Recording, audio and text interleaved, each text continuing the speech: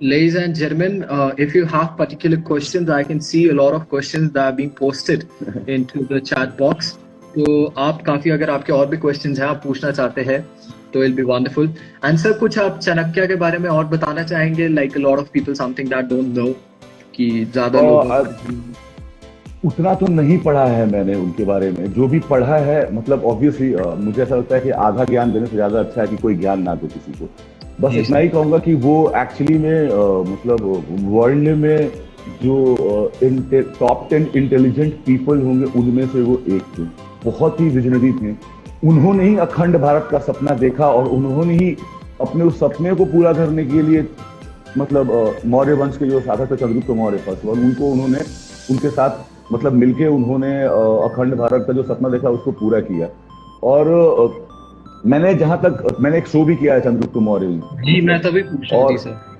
बिल्कुल बिल्कुल. और उसके दौरान जितना मैं जाना मतलब वो इतने सही थे अपने बातों को लेके और अपनी सोच को लेके और वो इतने डोमिनेटिंग भी थे एक तरह से आप देखो तो मतलब क्योंकि इंटेलिजेंट थे बहुत. और मुझे dominating in a positive way not in a negative way. क्या होता है कि आप 100 लोगों को एक समझा नहीं सकते एक ही भाषा में या एक ही तरीके से. मुझे ऐसा लगता है लाइफ में हर की समझने की और सोचने की जो क्षमता होती है शक्ति होती है वो बिल्कुल अलग अलग होती है.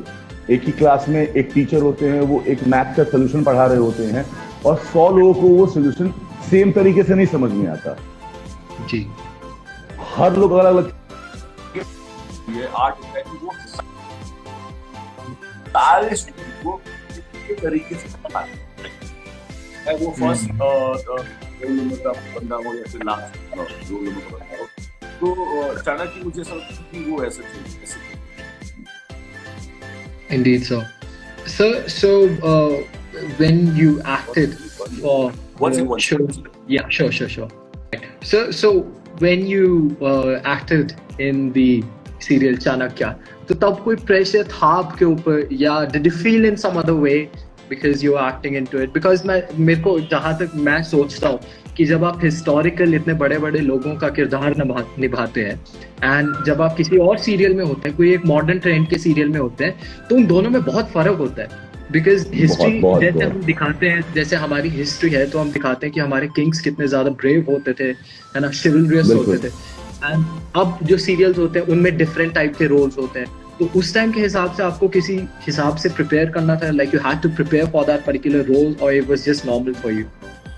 नहीं यार मैं तब नया था बहुत इंडस्ट्री में. मतलब 1-2 शो किए हुए था और उसके पहले जो भी शोज किए थे मैंने वो मेरे मदर टंग पे बेस्ड था. जैसे बिहारी पे सबसे पहला ही शो मैंने भोजपुरी का किया था और उसके बाद एक बिहारी लैंग्वेज पे. तो जब मुझे ये शो मिला करने के लिए मैं डर गया था क्योंकि ऐसी हिंदी इस तरह से बात करना एक अलग ही जॉनरा जहाँ पे आप डेनिम टी शर्ट पहन के या फिर कोई नॉर्मल शर्ट पैंट पहन के आप एक कंटेम्प्रेरी वर्ल्ड की एक्टिंग कर रहे हो. वो आप हो आपने वो वर्ल्ड देखा ही नहीं है जिसके लिए अब जैसे चंद्रगुप्त मौर्य जो शो था हमने वो देखा ही नहीं है, एरा ही नहीं देखा है. तो हमें सब कुछ इमेजिन करना है. कपड़े अलग से एकदम धोती पूरी बॉडी खाली एक गमछा है. और सो प्रिपेयर करने के लिए मुझे सिर्फ एक चीज जो लगी वो ये थी कि मुझे अपनी हिंदी बहुत अच्छी करनी होगी सबसे पहले.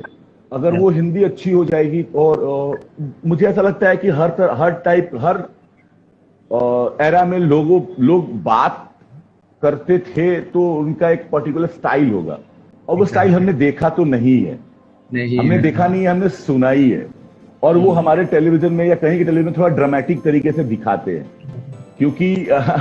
क्योंकि इसलिए भी है क्योंकि वो आपने देखा ही होगा क्योंकि एक ही इंसान बोल रहा होता है उस समय जी, और बाकी की प्रजा सुन रही होती है. तो अगर कोई बोलने वाला उतने ड्रामेटिक तरीके से या उतने अच्छे तरीके से आपको अगर नहीं समझाए या नहीं बोल पाए तो आप उसे सुनोगे नहीं, आप उसकी वैल्यू दोगे नहीं. एक सिंपल सा है ना, आज पॉलिटिक्स में बहुत सारे लोग भाषण देते हैं लेकिन कुछ चुनिंदा लोग होते हैं जिनको सुन के बहुत अच्छा लगता है. सो मैंने ये सोचा था कि कुछ इस तरीके से बात. एक सेकंड सर बोलिए.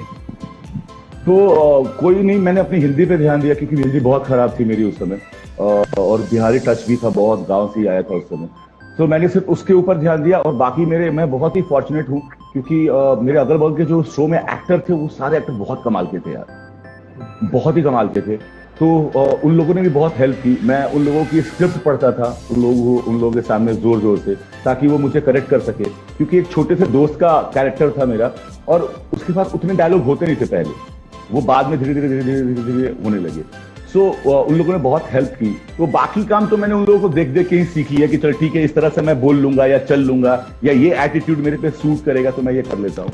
हिंदी जो है सबसे इंपॉर्टेंट थी। अगर ऐसा कोई भी शो करते हो आप, तो आपकी हिंदी बहुत ही फ्लुएंट होनी चाहिए।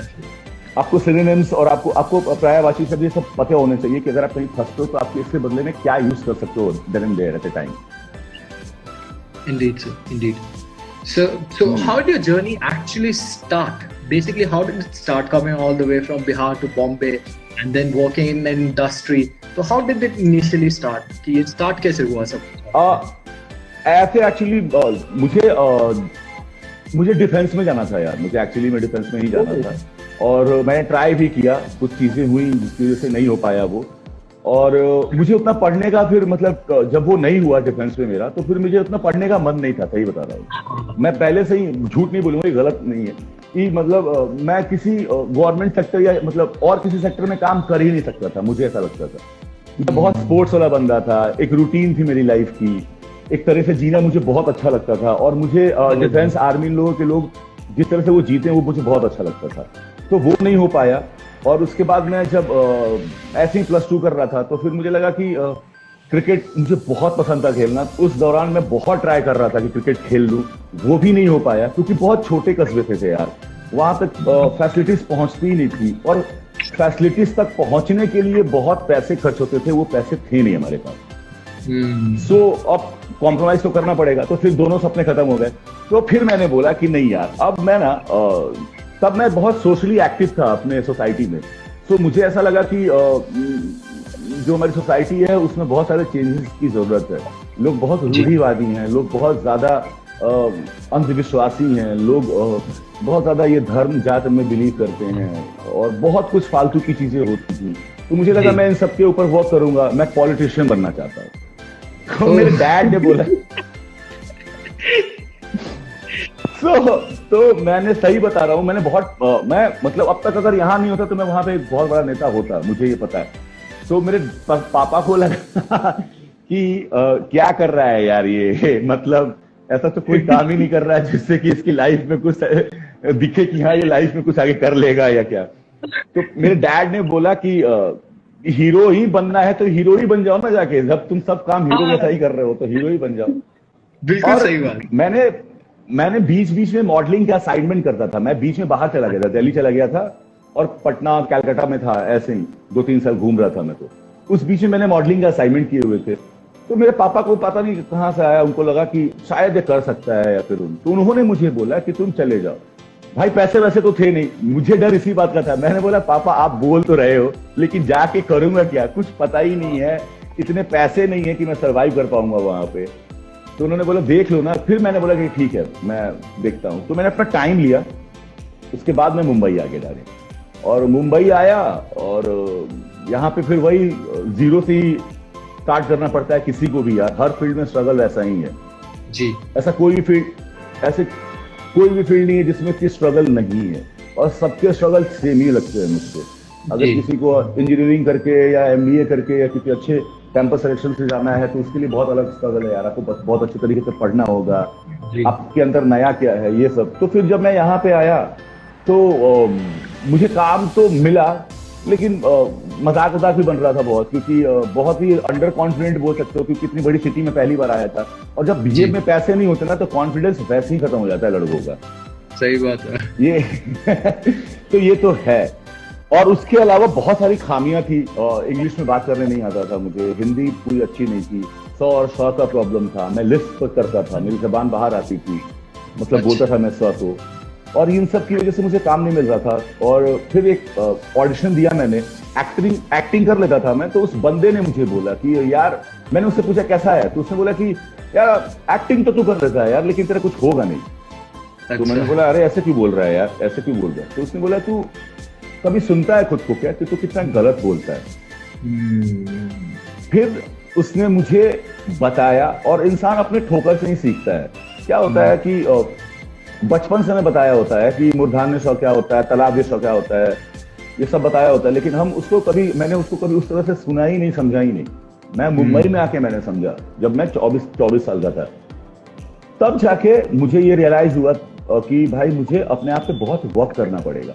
Exactly. और इस वर्क करने के लिए कोई पैसे तो मिलेंगे नहीं कहीं से, और इसके लिए मुझे कोई थिएटर ग्रुप या कोई मतलब लैंग्वेज की क्लासेस हो गए या फिर एक्टिंग क्लासेस हो गए, इनको ज्वाइन करना पड़ेगा।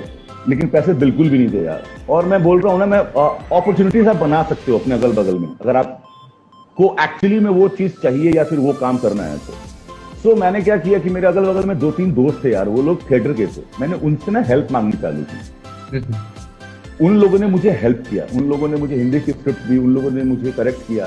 फिर सीजीएम शो कर रहा था मैं, तो उस समय सबसे ज्यादा हेल्प किया मुझे आशीष ने और मनीष जी ने, कि किस तरह से तू बोल सकता है, मतलब हिंदी तेरी लिस्ट कैसे ठीक कर सकता है, या अगर तू फंसता भी है कहीं पे भी तो कोई बात नहीं, आराम से रुक जा, से सॉरी, फिर से स्टार्ट कर।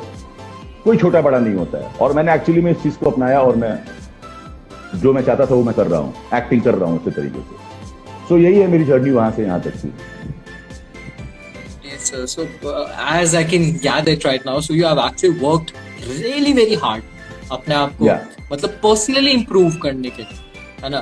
पर्सनली ग्रूम करने के लिए, पर्सनली इम्प्रूव करने के लिए। हाँ, personal grooming is really very important. Ladies and gentlemen, you see all these people who are working in serials, who are going off to big shows, but आप उनके पीछे पर्दे की जो मेहनत है, आप कभी उसको नहीं समझते, है ना? लोग हमेशा लोग सोचते हैं कि अरे कितना अच्छा एक्टर है, कितना हैंडसम है, कितनी अच्छी बॉडी है, एब्स है इसके, ये है वो, but they don't really see कि आप कितना एफर्ट पुट इन करते हैं उसके पीछे। And as I can see right now, you are actually an inspiration. Someone saying down there that you are an inspiration. That you are actually an inspiration. Thank you, all of thank you, thank you so much, thank you so much. So, see, मुझे ऐसा लगता है कि मैं बोलना चाहूंगा यहाँ पे थोड़ा सा कि हम सबको एक अपॉर्चुनिटी चाहिए यार। हम सबको लाइफ में बहुत अच्छा करना है जी सर, लेकिन अपॉर्चुनिटी हमारे तक नहीं आएगी यार। कुछ फॉर्चुनेट पीपल होते हैं जिनके पास चली जाती है, तो अगर वो हमारे पास अपॉर्चुनिटी नहीं आएगी तो क्या हम अपनी लाइफ खराब कर दें या बंद कर दें? नहीं, हमें उस अपॉर्चुनिटी तक पहुंचना चाहिए जी। अगर वही है कि अगर आपको कुछ लाइफ में करना है तो सिर्फ सोच के नहीं होगा, आपको करना पड़ेगा। मुझे यही समझ में आया कि मेरा यहाँ से अगर मैं ये नहीं सीखूंगा, अगर मैं ये नहीं करूंगा, और तब तक मेरे अंदर एक मतलब एक्टिंग का कीड़ा आ चुका था कि मैं अच्छा कर सकता हूँ। और जब मैं अच्छा कर सकता हूँ, अगर मैं इन सब चीजों को नहीं ठीक करूंगा, नहीं करेक्ट करूंगा, यहाँ पे लैक कर रहा हूं मैं, तो फिर मैं वो नहीं बन पाऊंगा जो मैं बनना चाहता हूँ, जो मैं करना चाहता हूँ, जिससे मुझे खुशी मिलेगी मेरी लाइफ में। तो जाके मुझे ये समझ में आया, जिम्मेदारियां आपके ऊपर, आपका स्ट्रगल, आपकी मेहनत, आपके दोस्त, आपकी लाइफ, ये सब साइड बाय साइड चलते रहते हैं यार। अगर आप एक्चुअली में एक्टर बनना चाहते हो या कोई अच्छा इंजीनियर बनना चाहते हो, तो मुझे ऐसा लगता है कि जो आपकी विश है ना, जो आपकी चाह है ना, वही आपका एम होना चाहिए। सिर्फ साइड बाय साइड जो भी चीजें चल रही है ना, उसको बस चलने दो, वो आपको इफेक्ट करेंगी। लेकिन आपका अगर फोकस सही है, अगर आप फोकस दो कि हाँ मुझे ये करना है, तो आप कर लोगे। वही लैक होते हैं हम लोग, बहुत सारे लोग। कोई लोग, किसी के पास पैसे कम हो जाते हैं तो नहीं कर पाते हैं, किसी के पास फैमिली का प्रेशर हो जाता है तो शायद हम लोग जवाब नहीं दे पाते हैं, या फिर कि भाई ठीक है। कई बार ऐसा होता है कि बेटे को करना होता है सीए, पापा को कराना होता है एमबीए, वो दोनों अलग टेंशन में चले जाते हैं। तो मैं जितने भी लोग हैं ना, उन सबको ये कहना चाहूंगा, इस चीज से मत इंस्पायर हो कि मैंने ये किया। इस चीज से इंस्पायर हो कि अगर आपको करना है तो आप कर सकते हो, और अगर आपको अपनी चीज के लिए लड़ना है, जवाब देना है, तो आप जवाब दे सकते हो। लेकिन करो वही जो आपको करने का मन है, उसमें 110% सक्सेस रेट है। मैं अपने पापा को बोलता था कि आप उन सपनों में पैसे या कुछ भी क्यों लगा रहे हो मेरे लिए, जो आप सपने देख रहे हो। अगर मैं उसमें फेल हो जाऊंगा तो मैं इतना स्मार्ट हूं पापा आपको बताने के लिए कि मैं बोल दूंगा, सही में मैंने बोला था कि पापा वो तो मेरे सपने थे नहीं, आपने पैसे लगाए, आप जानो, मैं क्यों करूं, मुझे तो नहीं करना था जी। और मैंने पापा को बोला कि अगर आप मेरे सपनों को जीने देते हो तो 2 फायदे हैं। एक, आपका पैसा बच जाएगा जो भी है, आप गुस्से में आप बोलोगे कि ना कि मैं नहीं कराऊंगा, तुझे करना है तू कर ले, मैं कर लूंगा। और दूसरा, अगर मैं फेल होता हूं तो आपको बोलने का मिल जाएगा कि बेटा तेरे को बोला था ना मैंने कि तू फेल हो जाएगा। तो खुश तो आप उसमें भी हो जाओगे, खुश तो इसमें भी हो जाओगे। तो मुझे वो करने दो ना जिसमें मैं खुश होऊंगा, उन सपनों में मुझे इन्वेस्ट करने दो जो मेरे हैं। So, ladies and gentlemen, work hard, right? That's the ultimate key for everyone. He has worked hard, I am working hard, and जो लोग मेहनत करते हैं वो लाइफ में सक्सीड करते ही है। अब एग्जैक्टली सक्सेस का कोई रेशियो नहीं होता यार। किसी को 1000 करोड़ चाहिए होता है, किसी को बहुत सारी खुशी चाहिए होता है, किसी को कुछ और चाहिए होता है। तो हर का सक्सेस अलग है, लेकिन हार्डवर्क सबका सेम रहेगा। जी sir. So now talking about reality shows, how was Big Boss for you? Big Boss कैसा था? अरे बिग बॉस जैसा था, बहुत ज्यादा। मतलब बिग बॉस के बारे में तो इतनी बातें कर चुका हूं ना मैं वहां से निकल के। और मजेदार एक्सपीरियंस था यार। मुझे जाना था हमेशा से ही बिग बॉस में। मुझे मेरा एक फेवरेट रियलिटी शो है वो। मतलब मैं जब गया मुझे बहुत खुशी हुई, और फिर लोगों ने बहुत प्यार भी दिया, और फिर कुछ चीजें और हुई भी। फिर अपने आप शो से निकल गए, फिर अपने घर पे आ गए, फिर बैठ के आप सोचते हो। तो मैंने यही सोचा कि लॉकडाउन के पहले ही ना, मतलब मैं अपने आप को समझने लगा था। बिग बॉस एक ऐसा हाउस है ना जहां पे एक्चुअली में अगर आप अपने आप को मॉनिटर करो तो आप अपने बारे में इतनी सारी नई चीजें जानोगे कि आपको पता ही नहीं। जैसे मैं ये समझता था कि मैं बिग बॉस हाउस के लिए बेस्ट कंटेस्टेंट हूँ, सही बता रहा हूँ। लेकिन जाने के बाद मेरा ये लुकआउट चेंज, मतलब मेरा ये क्या बोलूंगा मैं, परसेप्शन चेंज हो गया। मैं एक्चुअली में बहुत अलूफ रहने वाला इंसान हूँ, अपने आप में रहने वाला इंसान हूँ। अच्छा, introvert types? No, not introvert, not at all. But मुझे मैं बहुत ज्यादा किसी के सामने या किसी को मैं झगड़ा बोल नहीं सकता किसी एक चीज के लिए। I mean, अगर आप कुछ कर रहे हो गलत है तो मैं आपको 1-2 बार बोलूंगा, उसके बाद आपको करना है करो, नहीं करना है मत करो। लेकिन वहां ऐसा नहीं है, वहां दिन भर इन्हीं सब चीजों पे बातें होती रहेंगी, और मैं वो कर नहीं सकता। मुझे लोगों की लाइफ में क्या चल रहा है उसमें मुझे इंटरेस्ट नहीं होता है एक्चुअली में। तो वहां पे ऐसा सा होता है कि अगर आप लोग अच्छा वो ऐसा कर रहा है तो ऐसा क्यों है। मेरा वैसा नहीं है। मुझे ऐसा लगता था कि मैं चिल्ड आउट आदमी हूं और मस्त रहूंगा जो भी है। लेकिन वहां जाके मुझे ऐसा लगा कि जो यहाँ हो रहा है अभी वो मैं नहीं कर सकता। मेरे से दिन भर नहीं होगा भाई, नहीं हो पाएगा। क्रिएटिव आदमी है यार, आदमी लिखता है, एक्टिंग कर रहा है, सोच रहा है, डायरेक्शन करना है, लाइफ में और भी कुछ चीजें हैं, उन सब चीजों में मेरी एनर्जी चली जाती है। अगर प्रोडक्टिव बातें नहीं हो रही है ना कहीं पे, जैसे कहीं से मुझे कुछ सीखने के लिए नहीं मिल रहा है about art, about life, about anything, तो मैं बोर हो जाता हूँ और मैं उन लोगों से दूर हो जाता हूँ। सर, किसी ने रिक्वेस्ट की है कि अगर आप एक डायलॉग बोल दो अपने किसी सीरियल का है या फिर कोई भी आपको जो डायलॉग बहुत ज्यादा पसंद है। और ये ऐसे कैसे, मतलब कौन से सीरियल का, मतलब ऐसा कोई स्पेसिफिक है क्या? कोई भी पर्सनल बेस्ट डायलॉग आज तक का। पर्सनल बेस्ट डायलॉग ऐसा तो कुछ है नहीं यार कि पर्सनल मेरे पास कोई बेस्ट डायलॉग है। मैं क्या बोलूं, सोचने दो। अच्छा, इसको बोलते हैं, आगे करते हैं। हाँ ठीक है, परफेक्ट, राइट। तब तक आप सोचिए, हम तब तक नेक्स्ट क्वेश्चन की तरफ we are harking on to next question. Indeed. So sir, how did Big Boss approach you? तो बिग बॉस आप तक कैसे पहुंचे थे and how did you get into that show of Big Boss? मतलब वो कैसे स्टार्ट हुआ था सर बिग बॉस का? क्योंकि because big boss is one of the highest rated TRPs of a country. Big boss का जो शो है, तो वो कैसे स्टार्ट हुआ था?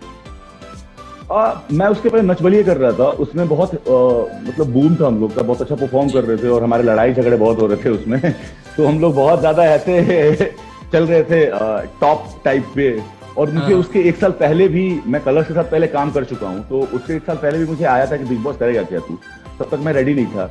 और फिर क्या हुआ कि मैं जब नच कर रहा था तो हुआ कि भाई बिग बॉस करते हैं इस बार। तो उस समय भी मैं बिजी हो गया क्योंकि नच बलिए मैं कर रहा था और बिग बॉस स्टार्ट हो चुका था उस बीच में। तो मैंने बोला कि नच बलिए खत्म हो जाएगा, उसके बाद शायद मैं कर सकता हूँ। तो कोई ऐसा नहीं है कि कहीं ऐसा आया। नॉर्मली वो लोगों को देखते रहते हैं, ढूंढते रहते हैं कि किन लोगों से उनका शो बनेगा, किन लोगों से उनको एक पर्टिकुलर ऑडियंस ग्रैब कर पाएंगे। इसीलिए वो अलग अलग तरीके के लोग डालते हैं उस शो में, सबके मतलब जो अलग पर्सनालिटी के होते हैं। तो उनको लगा होगा कि शायद वो मुझे लेंगे तो सही होगा, और मुझे लगा कि हाँ मैं जाना चाहता हूँ, तो क्यों नहीं, राइट टाइम में जाने का अभी। Exactly so. So, like during your this journey, you came at the age of 24. 24 से आपने work hard putting start किया and 22 में आया था मैं। 24 में मुझे रियलाइज हुआ कि मुझे क्या करना है, मेरी में कितनी खामियां हैं। वो तो मैं खुद 22 में, इस टाइम मैं खुद सोच रहा हूँ what should I do, but 22 में से it's great. तो sir who has your inspiration been along this journey? कौन एक inspiration है जिसको आप motivation के तौर पे you have taken कि alright this is the guy and this is the particular person that I have to take inspiration from? कौन थे वो आपके inspiration पूरी journey? मेरे लिए बहुत इंस्पिरेशन क्या है ना कि मैं बहुत चीजों से इंस्पायर होते रहता हूँ, बट जब से मैं मुंबई में आया हूँ और अगर किसी एक इंसान को इंस्पिरेशन बोलूंगा तो वो आशीष ही होगा मेरे लिए, आशीष शर्मा, क्योंकि बहुत सारी चीजें मैंने उसको देख के सीखी हैं, बहुत सारी चीजें उसने बताई है मुझे। मतलब ही जस्ट, मैं हमेशा बोलता हूँ कि जो भी मैं हूँ आज लाइफ में, उसमें उन दोनों का, आशीष और अर्चना का बहुत बड़ा हाथ है। वो अगर नहीं होते तो शायद मैं यहाँ पे नहीं होता, फॉर श्योर। तो उन लोगों ने इतना मुझे, मतलब वो टीचर इतना कमाल का है, उसी ने सिखाया मुझे सब कुछ। तो मेरे लिए इंस्पिरेशन वही रहेगा। ऐसे भी बहुत सारे लोग हैं, लेकिन मैं उसी का नाम लेना चाहता हूँ यहाँ पे। जी सर, आप शेरो शायरी भी करते हैं क्या? बोल लेते हैं यार, एक आदि शेर, मतलब हाँ कविता उविता बोल लेता हूँ मैं। हाँ सर, एक आदि अगर आप चाहें तो। अरे हाँ तब तक मैं बोल देता हूँ, हाँ बोलो ठीक है। आप याद कर लें सर अपनी, क्योंकि कंपटीशन हार्ड होने वाला बहुत। अरे तो क्या बात है। इरशाद करिएगा, मतलब फरमाइए। इरशाद फरमाइए जी। बहुत ही घटिया सी है सर, ऑनेस्टली। अरे पहले तो मत बोलो। जी सर, कुछ कहा आपने? वो नहीं, मैंने बोला इरशाद। वो गार्डन ही क्या जिसमें माली ना हो, वो ससुराल ही क्या जिसमें साली ना हो, वो लड़ाई ही क्या जिसमें गाली ना हो, और वो ऑडियंस ही क्या जिसमें ताली ना हो। So ladies and gentlemen, kindly give us a round of applause to the chat box. ये तुमने कब बनाया यार? सर बस चलते रहते हैं, एंकर ऊना सर को लिखने पड़ते हैं कुछ थोड़े बहुत। ओके, तो अब मेरी बारी है ना? आपकी बारी। तो मैं तो ऐसे नहीं बोलता, मेरा थोड़ा अलग तरीके का होता है, पोएट्री होती है जो।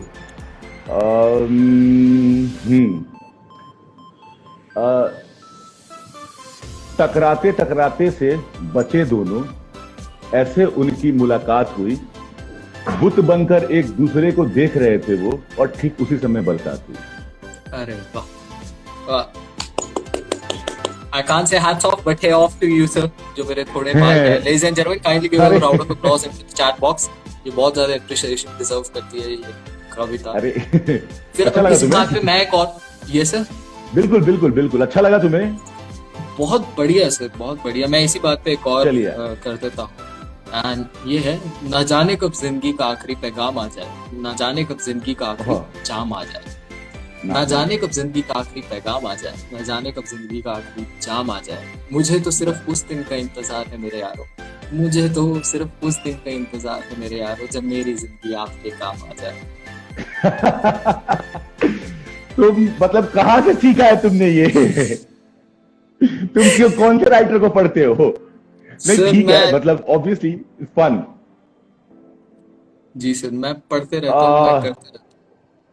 तो अब तो फिर मेरी बारी है, फिर तो मुझे बोलना पड़ेगा ना? जी सर।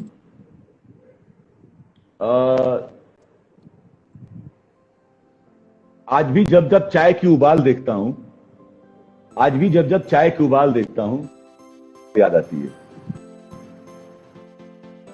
जी सर, फिर से बोलिएगा, म्यूट हो गया था हल्का सा। Sorry, one second. अरे यार, ये तो पता ही नहीं क्या हो रहा है। हेलो जी सर। आज भी जब चाय की उबाल देखता हूं, तब तुम्हारे गुस्से की बहुत याद आती है। अरे वाह वाह वाह। इसी को मैं थोड़ा और आगे कैरी ऑन कर देता हूँ कि एक कहावत है ना सर, हमारे यहाँ पे बोलते हैं कि जब तक भट्टी गर्म नहीं होती ना, तब तक रोटी नहीं पकती। तब तो बिल्कुल नहीं पकती। भट्टी गर्म होना बहुत इंपॉर्टेंट है। बहुत इंपॉर्टेंट है यार, सही में। नहीं तो फिर तो मजा ही नहीं है ना, फिर आधा पका कौन खाए? Exactly sir. So, शेरो शायरी से हट के, now talking about your personal life. So, what do you do in your personal life? जब आपके पास थोड़ा बहुत टाइम होता है सारे काम से हट के, तो आपकी हॉबीज क्या है? मेरे एक्चुअली में मतलब time to time hobby change होते रहते हैं, लेकिन बहुत टाइम से जो मेरे अभी हॉबी चल रही है वो मैं गिटार और मेरा सिंगिंग का है। मैं एक्चुअली में चाहता हूँ कि अच्छी तरह से गिटार प्ले करूँ और सिंग करूँ, और उसके अलावा मैं लिखते रहता हूँ, स्टोरीज वगैरह सोचते रहता हूँ हमेशा, और कुछ ना कुछ मैं देखते रहता हूँ, लाइक हिस्ट्री के बारे में या फिर रिलीजन के बारे में या फिर डिस्कवरी के ऊपर किसी प्लैनेट के बारे में या फिर एनिमल्स के बारे में। मुझे ये सब देखना, और नहीं तो नहीं भी कुछ होता है तो फिर गैग्स वगैरह, कुछ बाहर के ऐसे सीसीटीवी फुटेज जिसमें कुछ ऐसी चीजें कैप्चर हुई हो जो कभी ना देखा हो, मुझे बहुत इंटरेस्टिंग लगती है ऐसी चीजें, तो मैं ये करते रहता हूँ। उसके अलावा यार जो अब जी में आया ना वो मैं कर लेता हूँ, और सबसे ज्यादा इम्पोर्टेंट कि मैं 1-1.5 घंटे वर्कआउट करता हूँ जी। वो मेरी एक ऐसी हॉबी है जिसको मैं लाइफ टाइम तक रखना चाहता हूँ अपने पास। जी सर, मतलब सर फिर how do you manage your professional life and your personal life?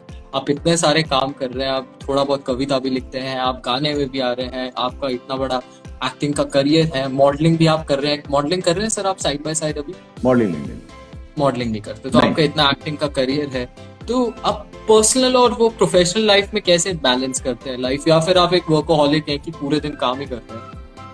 हाँ, मैं वैसा सही हूँ। आई मीन देखो, एज एन एक्टर क्या होता है कि आप जब काम कर रहे होते हो तो आप एक 14 घंटे के लिए सेट पे बिजी हो जाते हो, और फिर उसके बाद आपका 1-1.5 घंटे का चला रहा है, आपको अपने फिटनेस पे देखना है कि आप अच्छे दिख रहे हो कि नहीं। फिर वो 16-17 घंटे आप जाग जाते हो, 18 घंटे नींद नहीं आती है। लेकिन जैसे ही हमें छुट्टियां मिलती हैं तो वो भी बहुत लंबे टाइम की होती है। जैसे आप अब काम नहीं कर रहे हो तो आप 3 महीने, 5 महीने, 6 महीने काम नहीं कर रहे हो, क्योंकि नया शो बनने में उतना टाइम लगता है।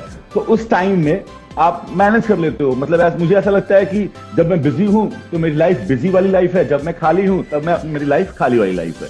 तो मैं ऐसे ही जीता हूं और इन दोनों को मिक्स कर देता हूं। अब जब जैसे कि अगर मुझे लिखने के लिए मुझे कोई पर्टिकुलर ऐसे बैठ के किसी जोन में जाने की जरूरत नहीं होती है। लिखने के लिए बस एक वो पल होता है मेरे लिए, एक पल में कुछ आ गया तो मैंने वो लिख दिया, और ये पल कभी भी आ सकता है। अगर मैं सेट पे काम भी कर रहा होता हूँ, अभी तो एक्टिंग मतलब अभी गिटार सीखना चालू किया है मैंने, तो इसकी वजह से, वरना उसके पहले मैं गेम खेलता था सेट पे, बैडमिंटन हो, चेस हो, कैरम बोर्ड हो, या कुछ ना कुछ खेलते ही रहता था ताकि थोड़ा रिफ्रेशमेंट रहे। आप सीन एक्टिंग कर करके आपका पूरा दिमाग भर ना जाए।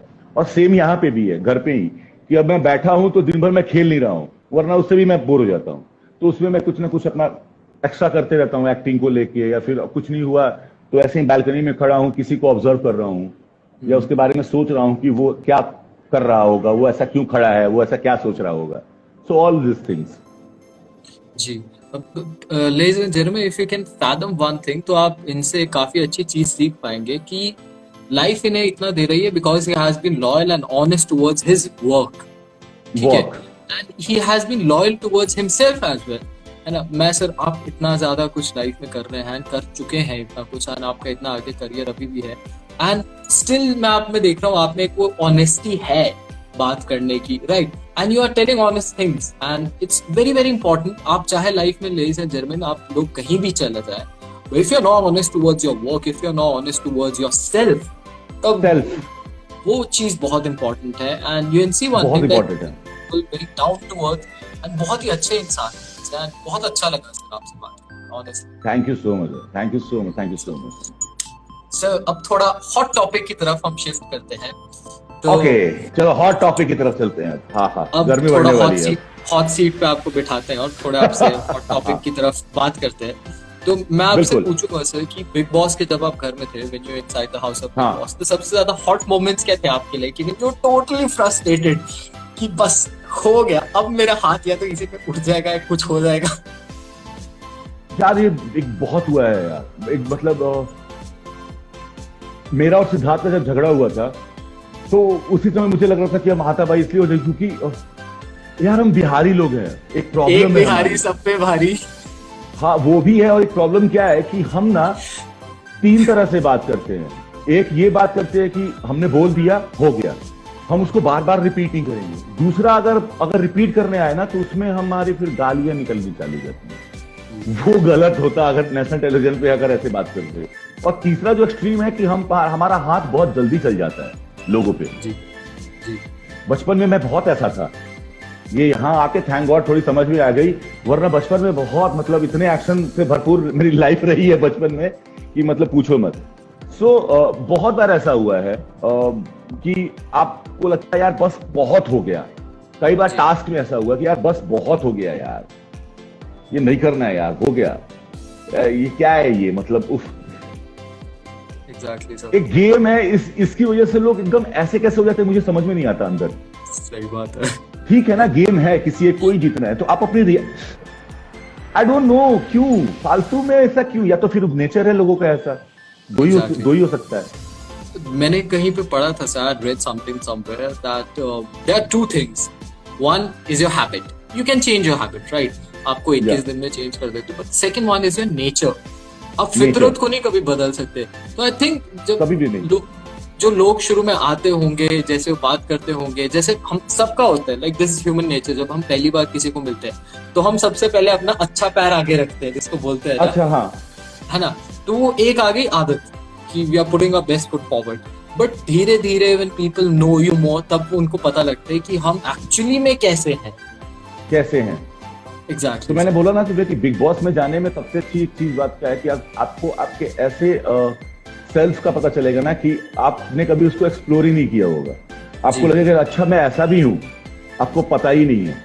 कई बार ऐसा होता है कि आप जैसे होते हो आपको पता नहीं होता है। लाइक जैसे बोलो ना ऑनेस्टी खुद के साथ, तो लोग इतने ऑनेस्ट नहीं होते हैं कि वो अपने आप के बारे में इतने अच्छे तरीके से एक्सेप्ट कर लें कि हाँ मैं ऐसा हूँ। लेकिन बिग बॉस में वो एकदम खुल के आ जाता है सबके सामने कि भाई तू है क्या, ऑपरेशन हो जाता है पोस्टमार्टम टाइप का। जी सर। क्योंकि कैमरा है ना, और 24 घंटे कैमरा है, सब जगह कैमरा है, आप क्या कर लोगे, क्या कर, आप कहाँ छुपोगे, क्योंकि आप खुद को, आपका रेप्लिका ही नहीं जा रहा ना उस तरफ, मतलब वो देख रहा है आपको कहीं से भी, कहाँ जाओगे तुम देख रहा हूं मैं, तुम क्या कर रहे हो देख रहा हूं मैं, तुम क्या बोल रहे हो सुन रहा हूं मैं। तो वो है तो, और वहां आप करेक्ट भी नहीं कर सकते यार। देखो क्या होता है, मुझे ऐसा लगता है कि वहां अंदर जाने के बाद ना 10 दिन तक या 1 हफ्ते तक कोई एक नकाब पहन के घूम सकता है, लेकिन 3 महीने के लिए कोई नकाब पहन के घूम नहीं सकता भाई, आदमी पागल हो जाएगा। पॉसिबल ही नहीं है। एंड मेरे हिसाब से थोड़ा इरिटेटिंग भी हो जाता होगा जब 24 घंटे कैमरास आपको देख ही रहे हैं, चाहे आप सो रहे हो, खा रहे हो, पी रहे हो, जो भी कर रहे हो, बस कैमरास देख रहे होते हैं आपको। इरिटेटिंग ये हो जाता है वहां पे, नहीं कैमरे की वजह से नहीं होता, मुझे तो नहीं हुआ। इरिटेटिंग सिर्फ मुझे यही हो जाता है कि लोग सिर्फ बिचिंग कर रहे होते हैं। हाँ, या मतलब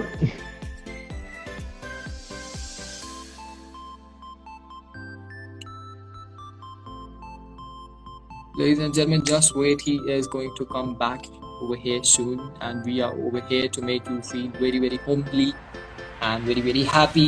And Mr. Vishal Aditya Singh is back. All right sir, yes sir, you were saying something. तो मैं ये बोल रहा हूँ कि जैसे नॉर्मल लाइफ में क्या होता है कि अगर हमारे किसी दोस्त से बहस हो गई है, कुछ हो गई, अगर हमें साथ रह रहे हैं, रूममेट्स हैं, तो हम उस बहस को खींचते थोड़ी है, वो हो गई खत्म हो गया, फिर हम बात करना। वहां ये नहीं है, वहां हैप्पीनेस नहीं होता। मुझे उतना वो हैप्पीनेस के जो मोमेंट है ना बहुत कम है, वो गुटबाजी और इन सब में चला जाता है, खत्म हो जाता है। फिर जब हम एक्टर लोग हैं यार, हमने अपने लाइफ में सब कुछ देख रखा है, देख लिया है, और हम लोग जो भी लोग वहां पे गए हैं, वहां मुझे सलमान सर भी यही बोलते थे कि तुम लोग ऐसे क्यों हो इस बार यार, तुम लोग खुश क्यों नहीं होते, तुम लोग लड़ते क्यों हो फालतू में, हैप्पीनेस क्यों नहीं है।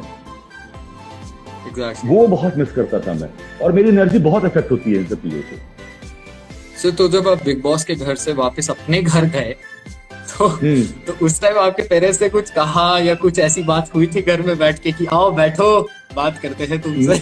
नहीं, मेरे पहले बात तो मैं अभी तक घर नहीं गया हूँ अपने होम टाउन, अभी तक गया ही नहीं, क्योंकि उसके बाद कुछ काम था और फिर मैं बिजी हो गया, फिर लॉकडाउन स्टार्ट हो गया तो मैं गया ही नहीं। लेकिन मेरे घर वाले ऐसे कभी नहीं बोलते, वो मेरे काम में और मेरी चीजों को लेके मतलब अलग तरीके का उन लोगों का लुकआउट है, क्योंकि मैं उन लोगों को उतनी समझ में नहीं आती। और रही बात, उनका बेटा हूं मैं यार, मेरे मॉम डैड का, और अपने लाइफ में अच्छा कर रहा हूँ, उनके लिए उतना ही काफी है। जी सर। अगर आप बिग बॉस में ना होते, एक्टिंग की लाइन में ना होते, तो आप किस फील्ड में होते? Like what would that field would have been? For sure मैं क्रिकेटर नहीं तो पॉलिटिशियन होता यार। हाँ, मैंने पढ़ा सर आपका, आप महेंद्र सिंह धोनी के बहुत बड़े भक्त हैं। बहुत बड़ा फैक्ट, बहुत मतलब उनके मतलब जिस तरह की पर्सनैलिटी है उनका, मतलब यार वो क्या इंसान है यार। आप मिले हैं सर उनसे? मतलब जब नहीं, मैं मिल नहीं पाया हूँ, मैं मिलूंगा फॉर श्योर। ऐसा तो हो ही नहीं सकता कि मैं मिलूं नहीं इस लाइफ टाइम में। जी। जब वो रिटायर हो रहे थे, इस 6 महीने में जितने कोरोना ने मुझे दुख नहीं दिया ना, या जितना पेन नहीं दिया, उस एक दिन ने दे दिया मुझे। ऐसा था कि मतलब 1 दिन तक या 1.5 दिन तक मैं ट्रॉमा में चल रहा था। क्यों क्या है? अरे मतलब मैं अपने भाई को ही बोलता था रो रो के, अरे यार क्यों यार, अरे यार नहीं यार, अरे यार एक वर्ल्ड कप यार, एक वर्ल्ड कप यार।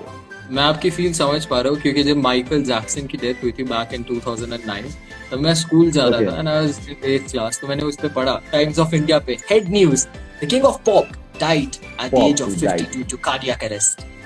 मैं तो टेंशन में चले गया उसके बाद, मैं तो वही डिप्रेशन, मैंने कहा शिट मर गया वो सही में।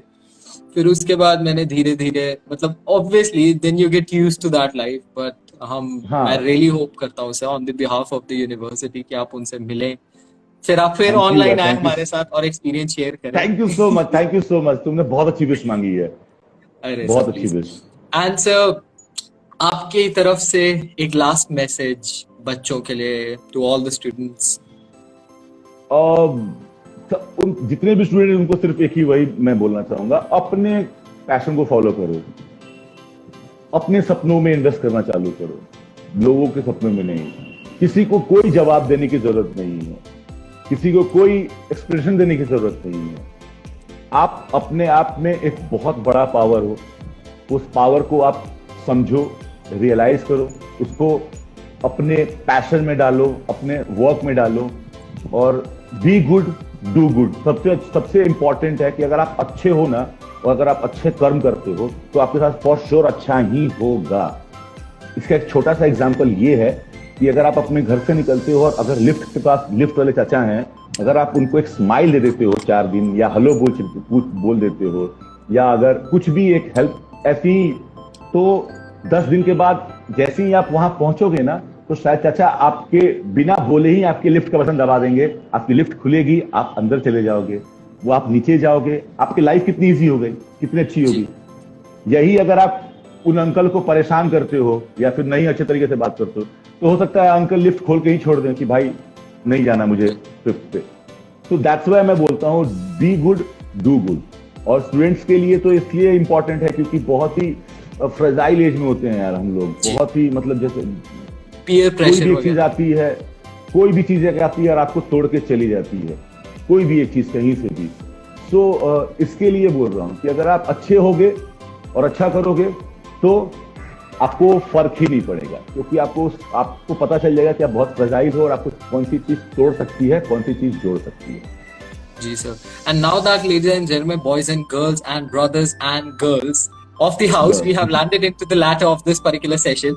मैं सर से पूछना चाहूंगा कि सर आपके अपकमिंग प्रोजेक्ट्स हैं कुछ अभी आने को? हाँ है, मतलब अपकमिंग प्रोजेक्ट ऑब्वियसली है, लेकिन मैं डिस्क्लोज नहीं कर सकता। बातें चल रही हैं, चल रहा है, आऊंगा, बहुत जल्द आऊंगा। एक्टिंग की फील्ड में ही ना सर? एक्टिंग अभी हो गया मेरा रियलिटी। मैं बहुत मिस कर रहा हूँ एक्टिंग यार, बहुत मिस कर रहा हूँ। मतलब पेट में ना ऐसे दर्द होने लगता है मुझे रात को कि एक्टिंग आ रही है। एंड अगर आप कुछ Tanzanite जो ऑर्गेनाइजेशन है, the organization which has contacted you, the organization which has given me an opportunity to host this wonderful, lovely, charming, dynamic, handsome personality, तो आप उनके लिए भी कुछ बोल दे सकते हैं? Thank you so much. क्या नाम है उनका, मैं भूल गया हूँ। Tanzanite। हाँ, thank you so much Tanzanite people. आप लोगों ने एक अच्छी अपॉर्चुनिटी दी कि मैं LCU यूनिवर्सिटी से मतलब और तुमसे मैं कनेक्ट कर पाऊँ, तुमसे बात कर पाऊँ। अच्छा लग रहा है जिस तरह से हमारा जो भी कॉन्वर्सेशन हुआ। आई होप कि आप लोग को भी अच्छा लगा हो, और अगर कुछ बातें अच्छी लगी हो अगर आप लोगों को, तो आप उस पर अमल कीजिए, और बाकी सब तो भगवान है, सब सही रहेगा सबके लाइफ में। सर हमें तो बहुत अच्छा लगा, and I like to thank you on behalf of the entire Lovely Professional University, entire Tanzanite organisation, entire division of student welfare, कि उन्होंने मेरे को इतने डाउन टू अर्थ और एक इतने ग्राउंडेड आदमी से बात करने का मौका दिया। I am really very humble sir. Thank you. And मैं चाहूंगा, भगवान से दुआ करूंगा, अल्लाह से दुआ करूंगा कि आपकी भगवान सारी मनोकामनाएं पूरी होए इस जिंदगी में, क्योंकि आप बहुत ऑनेस्ट हैं, लॉयल है अपने काम की तरफ, एंड आपको भगवान बहुत सारा देते रहे सर। हमारी तो यही इच्छा है आपसे, भगवान से। Thank you so much, thank you so much, thank you so very much sir. Siya, कुछ भी होता है आगे तो बात फिर देखते हैं, फिर से कभी बात करते हैं, ठीक है? 100% sir, and we really hope कि हम फिर आपके साथ लाइव वीडियो करें। एंड आप यूनिवर्सिटी में कब आने की सोच रहे हैं सर, लॉकडाउन के बाद? लॉकडाउन खत्म हो तुम लोग बुलाओ, मैं आ जाऊंगा पक्का। डन सर, पक्की बात? डन, पक्का सर, फिर मैं आपको यूनिवर्सिटी में भी होस्ट करूंगा ऑफलाइन। पक्का, डन, चलेगा, मजा आएगा फिर तो और भी। Right, sir. All right, thank you so very much, sir, for this wonderful session. I'm really very gratified. Bye bye everyone, take care. Yes, sir, please. Thank you so very much. Bye. Good evening, ladies and gentlemen. Thank you. Thank you, sir.